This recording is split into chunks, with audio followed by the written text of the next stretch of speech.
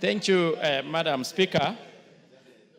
I beg to reply, despite that no one of our great ladies in the House has supported, but I know they have already supported all of them.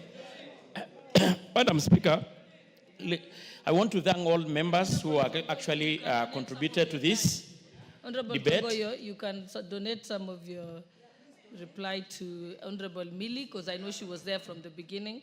Mm-hmm. Yeah, so I donate 2 minutes. Sorry? Despite you being okay, Irene 2 minutes, Millie 2. Then. Thank you, Honorable Chair.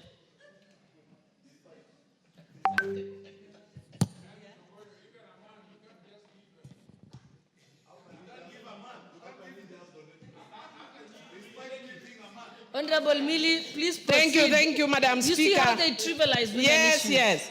Thank you, Madam Speaker, for giving me this opportunity because I am a lady. Not despite me being a lady, because I am a lady. And I want to say that, Madam Speaker, it is actually wonderful that you are sitting as a speaker.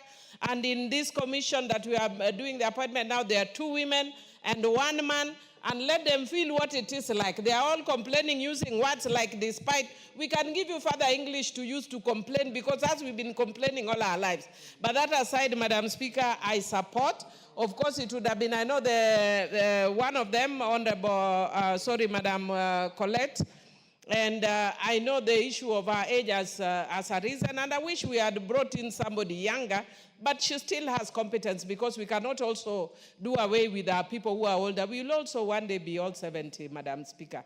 But having said that, Madam Speaker, I think members have spoken to this. But I'll also just say that, yes, we need to respect our police, but our police need to restrain themselves as well. Just now, a young man has been shot dead. It is very unfortunate, because the police have a higher duty of care. Just the way we as members of parliament, we are abused daily, we are even attacked physically, but we restrain ourselves. When you are given to him who much is given, much is expected. So even if the public goes against you, please restrain yourself. I support. Honorable Mayaka. Thank you, Honorable Speaker. Honorable Speaker, I also stand to support these particular nominees. And Honorable Speaker, it is actually very refreshing that this time round we have the 2/3 gender favoring the female gender. It's a very refreshing thing, Honorable Speaker, but we believe in the competence of these 3 nominees. And Honorable Speaker, it is the role of the National Police Service Commission to ensure that our police are upholding the highest standards, especially in discipline. It is just to also join my colleagues in actually condemning the fact that we had a young man shot today because he was selling mass, he was not armed. And we'd just like to urge our police, Honorable Speaker, to exercise restraint. It is very important for them to do that, Honorable Speaker, and we are here to support and ensure that they are actually getting the best people to help them to be able to strive to the highest excellence of discipline. With those few remarks, Honorable Speaker, I do support. I thank you. Togoyo, close, Chair. Thank you, Madam Speaker. Once again, I want really to appreciate all members in this House who had actually contributed to this motion and supported. Madam Speaker, as I said earlier, the 3 nominees that we are approving this evening to join the National Police Service, I've got a lot of confidence in them. There are people who have demonstrated already high level of competence. And Madam Speaker, I know their work is well cut off. The recruitment is just around the corner. And yes, Honorable Millie, what's your point of order? I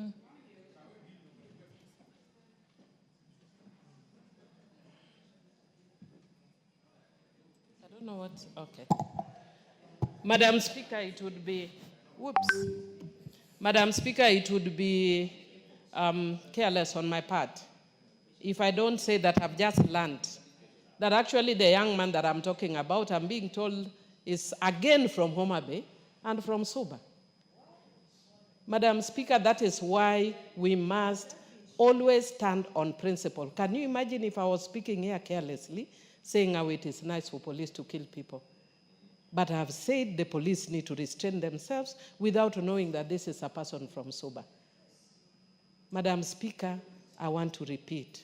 It does not matter, and he was selling masks because people are demonstrating. I've actually watched that clip. It is totally reckless and irresponsible what that police officer has done, and they are doing a disservice to this government, because when you make 5 steps forward or 10 steps forward, they take you 50 back. And we need to be moving forward as a country. We can't be moving back all the time. What do I go and tell the Suba people, honestly? I don't know if it's from Suba North or Suba South, but whichever is from Suba. It is unfortunate. And from Homabay. Homabay, we are tired of mourning. We are dying of natural causes. Even yesterday, I lost my nursery school teacher at Which. Today, again, we are from the police. Let us die of natural. Let us die of natural causes, not being killed. Homabay, please. Please. Thank you. Ongondowere, Ojuang. Now, surely, all of us are being killed. Who will remain in Homabay? Please. Anyway, my condolences. Okay, Honorable Tongoyo. My condolences to the young Kenyan. Honorable Speaker, I was just saying that the 3 nominees that we are approving this evening to join the National Police Service, I've got a lot of confidence, and I want to appreciate members, and I know they will bring the most much needed reform in the police service, modernizing the police service, and of course even bring, of course, the issue of ongoing reform in the police service. Their work is cut off. The first assignment is the upcoming National Police Service recruitment, which we want to assure the country that, of course, in the support of this House, is going to be transparent. And of course, I wanted to also to just confirm to you, Madam Speaker, because it's a question that keeps coming, that the service had confirmed that the recruitment centers are going to be 4 or 5. So I think it's good to be on record. So, Honorable Speaker, with all this, I reply. Okay, thank you, honorable members. We shall put the question at a later time. Meanwhile, we can now read the next order. Next order. Order number 12, the Finance Bill, National Assembly Bill number 19 of 2025, second reading. Chairperson, Finance and Planning Committee.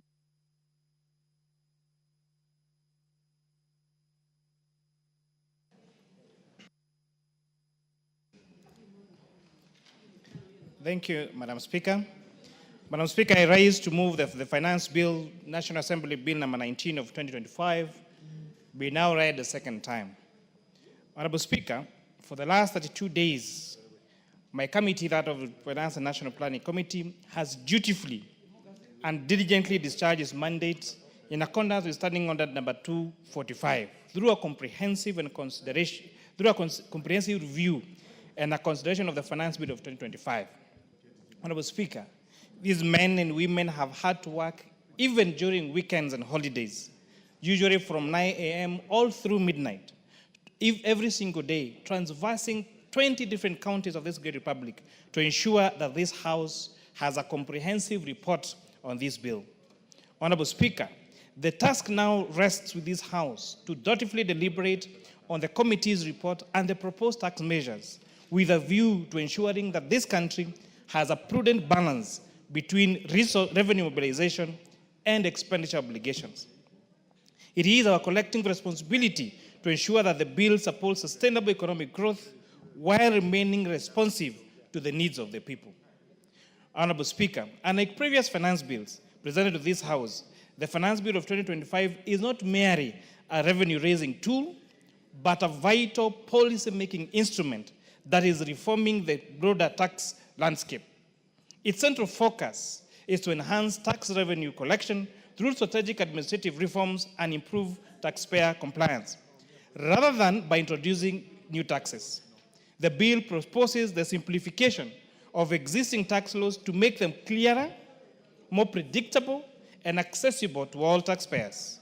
This simplification includes consolidating overlapping provisions and eliminating outdated or redundant clauses that continue to burden the current legal framework. Honorable Speaker, The finance bill embodies the government's commitment to modernizing tax administration and fostering a culture of trust and cooperation between the Kenya Revenue Authority and its citizens. It introduces a range of policy measures designed to strengthen the efficiency of revenue collection, including the use of technology, improved data analysis, and risk-based audits. These reforms are aimed at curbing tax evasion, expanding the tax base, and ensuring that all eligible taxpayers contribute their fair share of tax. Mr. Speaker, the decision by the Committee on the Finance Bill 2025 is anchored in a well-established framework and past legislative measures.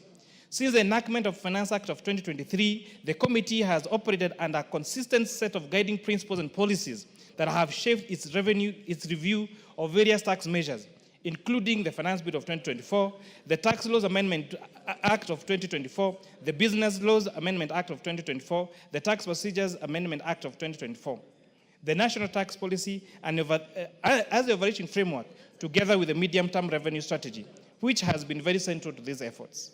These policies, Honorable Speaker, aim to ensure predictability and sustainability within the tax system, thereby fostering a more environment for business. Mr. Speaker, since the enactment of the Finance Act of 2024, this House approved a series of tax measures aimed at achieving specific revenue targets that support fiscal sustainability. The Finance Act of 2022 had a projected revenue of 22 billion shillings. The Finance Act of 2023, 211 billion shillings. The Finance Bill of 2024 had intentions to raise 344 billion shillings. The Tax Laws Amendment Act now 2024, 49 billion shillings. But the Finance Bill of 2024, only 24 billion shillings. Therefore, Mr. Speaker, through the rationalization of tax incentives, improved compliance, and ongoing legislative reforms, the government projects to generate an additional 24 billion in revenue for the 25-26, underscoring the commitment to building a fair, transparent, and efficient tax system. Mr. Speaker, after reviewing the Finance Bill of 2025, the committee proposed a series of amendments aimed at enhancing the efficiency of a country's tax framework.